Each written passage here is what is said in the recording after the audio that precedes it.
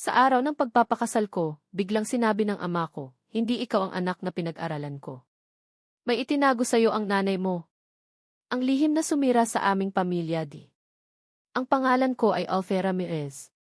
Lumaki ako sa isang bahay na akala ng lahat ay perpekto. Kapag nakikita kami ng mga kapitbahay, sinasabi nila, ang swerte mo, Alfea. Mabait ang mga magulang mo. Kumpleto kayo. Ngunit walang nakakaalam na sa likod ng saradong pintuan ng aming bahay, doon nagsisimula ang pinakamadilim na bahagi ng buhay ko.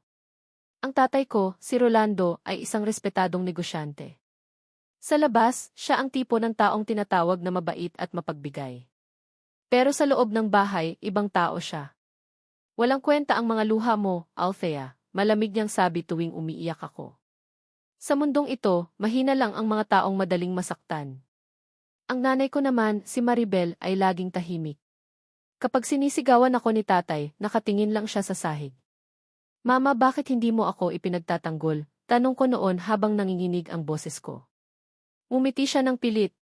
Anak, minsan kailangan mong manahimik para manatiling buo ang pamilya. Pero habang lumalaki ako, lalo kong nararamdaman na hindi pagmamahal ang nasa bahay namin. Parang bawat araw, kailangan kong patunayan na karapat-dapat akong maging anak nila. Naging matagumpay ako sa trabaho. Sa edad na 28, ako ang napiling manager ng isang malaking kumpanya. Akala ko iyon na ang araw na ipagmamalaki ako ng tatay ko. Nagdaos kami ng simpleng dinner. Habang hawak ko ang award ko, sinabi ko, Tay, salamat po. Lahat ng pinaghirapan ko dahil din po sa inyo. Tahimik ang buong mesa.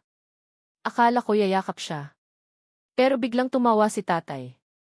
Isang tawang malamig. Dahil sa akin, napakunot noo ako. Opo. Tumayo siya at itinapon ang baso sa mesa. Alam mo ba kung bakit kita pinag-aral? Nanlamig ang kamay ko. Para magkaroon ako ng anak na maipagmamalaki. Huminga siya ng malalim. Pero nabigo ako. Parang may bumagsak sa dibdib ko.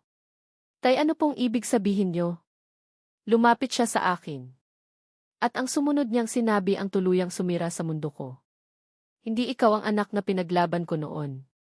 Natahimik ang lahat. Pati si Mama, biglang namutla. Tay, anong sinasabi niyo? Tumingin siya kay Mama. Ilang taon mo na itong tinatago, Maribel? Nagsimulang manginig si Mama. Rolando, huwag.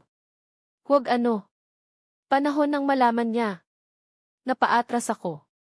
Ano po ang tinatago niyo? Naluha si Mama. Alveati. Sabihin niyo. At doon niya sinabi ang isang bagay na hindi ko inaasahan. Hindi mo tunay na ama si Rolando. Parang tumigil ang mundo. Naririnig ko ang tibok ng puso ko. Hindi impossible.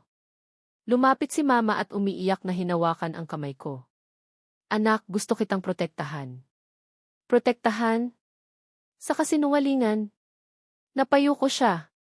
Bata ka pa noon. Iniwan tayo ng tunay mong ama. Wala siyang pakialam sa atin. Napatingin ako kay tatay. Kung hindi niyo ako tunay na anak, bakit niyo ako pinalaki? Tahimik siya. Akala ko sasabihin niyang dahil mahal niya ako. Pero ang sagot niya ang pinakamasakit. Dahil gusto kong patunayan na kaya kong gawing matagumpay ang isang batang hindi naman akin. Parang sinaksak ako ng salita niya. Hindi pala niya ako minahal.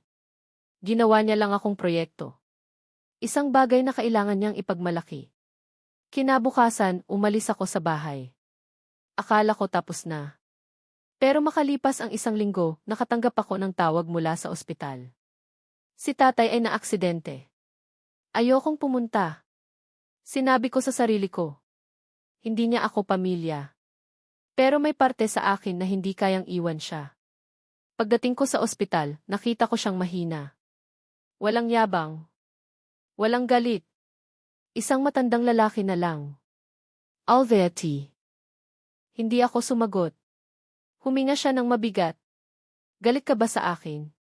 Napatawa ako ng mapait. Hindi niyo po ba alam ang sagot? Pumikit siya. Alam ko. Sandali siyang natahimik. Pero may hindi mo alam. Napatingin ako. May sakit ako noon. Sinabi ng doktor na baka hindi ako magkaanak. Nagulat ako. Kaya nang malaman kong hindi kita tunay na anak, pinili kong manatili. Natahimik ako. Pero bakit niyo ako sinaktan? Tumulo ang luha niya. Dahil lumaki akong walang pagmamahal. Akala ko ang pagiging matigas ang paraan para maging malakas ka. Napailing ako. Pero nasaktan niyo ako. Unang beses kong narinig ang salitang iyon mula sa kanya. Patawad. Pagkalipas ng ilang buwan, pumanaw si tatay. Sa mga gamit niya, nakita ko ang isang lumang kahon. May laman itong mga litrato ko mula pagkabata. At isang sulat. Ang nakasulat. Althea, hindi ko man nasabi sa'yo, pero sa bawat araw na tinatawag kitang anak, iyon ang pinakamalaking katotohanang pinili ko. Napaiyak ako. Doon ko naintindihan. Hindi lahat ng magulang ay marunong magmahal ng tama. May mga taong nagdadala ng sariling sugat kaya nakakasakit sila ng iba. Pero hindi ibig sabihin na dapat nating ipasa ang sakit.